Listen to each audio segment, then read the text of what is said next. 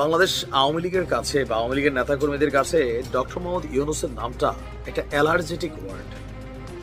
এই নামটা শুনলেই ধরেন কেমন যেন ফিল হয়, মনে হয় কোনো রকমে গিয়া এই লোকটার যদি কিছু করা যায় তো এরকম একটা অনুভূতি। আর পাশাপাশি সমন্বয়কদের নাম শুনলেও আওয়ামী লীগ এবং তাদের অঙ্গ সংগঠন যারা আছেন সবাই হাইপার অ্যালার্জেটিক অবস্থাতেই ভোগেন, এটা খুবই বাস্তব।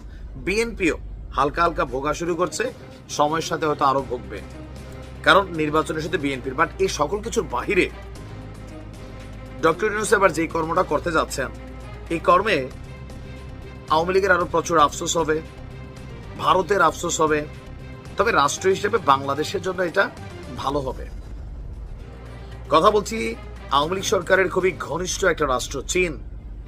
আপনি জানেন যে শেষ মুহূর্তে ভারতের সাথে শেখ হাসিনা একটা দূরত্ব তৈরি হয়েছিল, এবং সর্বশেষ একটা চীন সফরের পর, এবার ক্ষমতায় যাওয়ার পর